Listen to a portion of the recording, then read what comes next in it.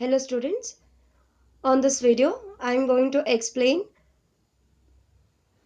chapter number 8 controlling, in that the steps involved in controlling process. Let us understand what are the steps involved in the controlling process, and the steps of the controlling process will be come for the 4 marks question.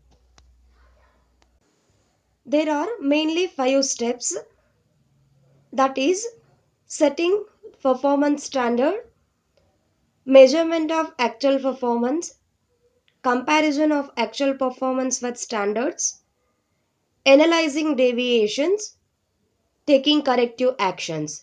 These are the 5 steps involved in the controlling process. Let us understand each steps in depth. First step, that is setting performance standard.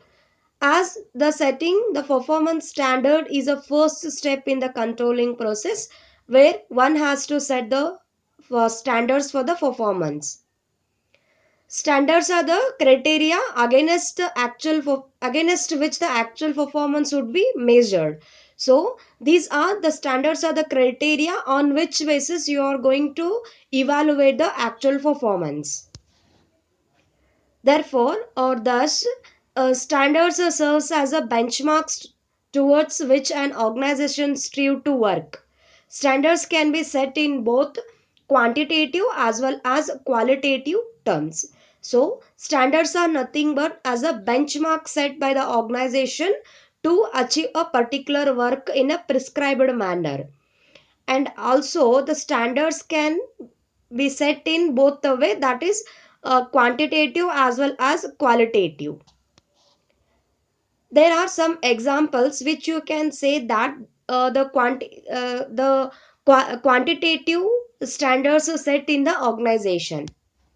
First one, cost to be incurred. Second, revenue to be earned. Third, product unit to be produced and sold. Time to be spent in performing a task. So these are some example for the quantitative standards which can measure by the numbers. Okay. Sometimes the standards may be set in the qualitative, which is opposite of quantitative. Okay. So there are only the examples you can see that these can you measure by the numbers. See how much unit I can say cost to be incurred to produce a one product, that you can estimate by numbers. And how much the revenue can be earned on the basis of the sales, how much the turnover you made, on the basis of that you can remove the revenue.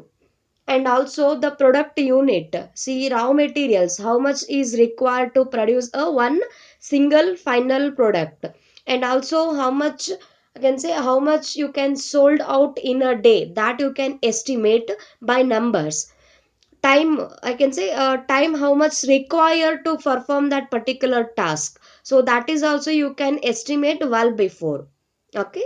And example for the qualitative, that you can measure the employees satisfaction level, employees morale, and job satisfaction level of the employees in the organization. So these are some qualitative terms which you can measure. Second step, that is measurement of actual performance. Once the performance standard are set in the organization, the next step of the every manager is to measure the actual performance. Performance should be measured in the objective and reliable manner. So here you have to measure on the basis of objective set in the initially while framing that particular task. Okay. Next comes, there are the several techniques for measurement of performance. These include the personal observation, sample checking, performance reports, etc. So there are so many techniques which can use to measure the performance of employees. In that they have given some example, that is personal observation. While employees are doing a particular task, you have to observe them personally or individually. And sample checking, by you have to provide them demo and you have to provide them a sample of that particular work to perform, where you cannot measure their actual performance. And some performance reports which is generated by some human resource department, that information you can take and check the performance of each and every employees. As far as possible, the performance should be measured in the same units in which the standards are set, as this would make their comparison easily. So here, once you set a particular standards for your organization, so the performance of that particular employees, you have to measure according to the standards set in the organization. So that can easily, I can say, that can make a easy to the manager to evaluate the actual performance with standards, or actual performance against a standard. It is generally believed the measurement should be done after the task is completed. So being as a manager in the organization, you should not take a, I can say, you should not think predetermined. So you have to wait until the completion of that particular task. Once you get the particular output, later you can compare that actual performance with standard. So it is said that you have to, I can say, the measurement of the actual performance has to be done once the performance or the particular job has been done or completed. However, whenever possible, measurement of work should be done during the performance. So once the, I can say, the last point will says you that if possible you can measure the performance in between of the performance. You should not wait until the completion of that particular performance or work. So you can have the opportunity to measure that particular performance in between. Okay, during the work, during the performance is doing, that time you can measure.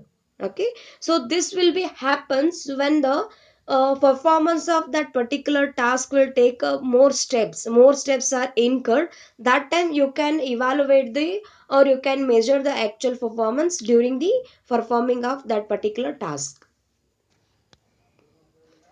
Third step, that is comparing actual performance with standards. So let us understand what is this third step.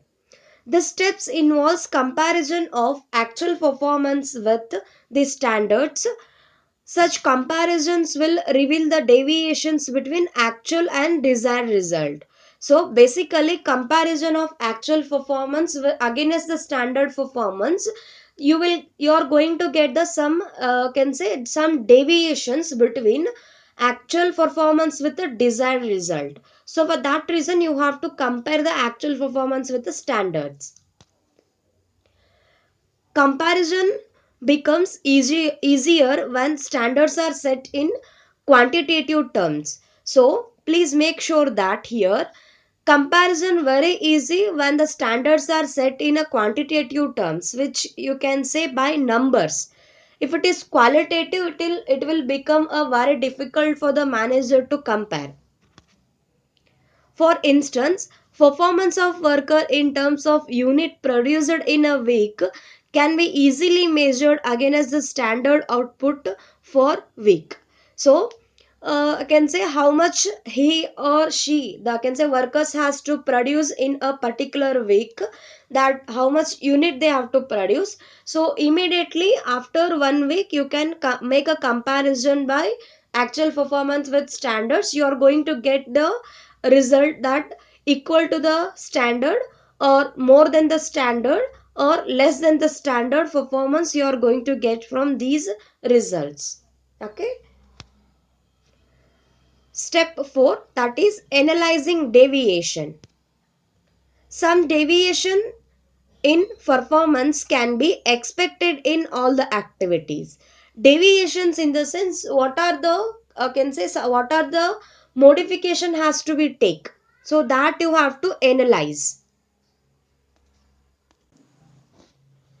Next point, that is, it is therefore important to determine the acceptable range of deviations. Also, deviations in key areas of business need to be attended more urgently as compared to deviations in certain insignificant areas. So, this point says you that if you analyze the particular deviations or reason for not getting the expected result, so that you have to analyze and take a corrective actions on the deviations urgently when the area, I can say the key area of the business which is most important to perform the particular objective, I can say it is very important to achieve the objective of the organization. There you have to adopt the deviations in a quickly or urgently, and which I can say some areas which you can say it is insignificant areas which is not important. There you can take a deviations later after completions of key areas of the business. So critical point control and management by exception, these are the two methods of the analyzing of deviation. So let us understand, I can say being as a manager you have to concentrate more on these two areas. The first one, critical point control, that is it is neither economical nor easy to keep a check on each and every activity in an organization. Control should therefore focus on key result areas which is which are critical to the success of an organization. So a critical point control, you should have a control over the segment which you can say it as a key result areas. So if any deviations in the sales department, you have to take a immediate action because that is one of the key result area. Okay, whatever you are manufacturing, whatever you are producing, you have to sell it to the customers. Second point, that is management by exception. So management by exception, which is often referred to as the control by exception, it is an important principle of management control based on the belief that an attempt to control everything results in controlling nothing. So I can say once the factors which is affecting from the outside of the business environment, that is external factors, you cannot have any kinds of the deviations to change that particular losses to your organization. So that time the last statement will says you that control everything result in controlling nothing. So for that reason, first thing you have to give more importance to the critical point control. So critical point of your organization, key result areas, that you have to concentrate.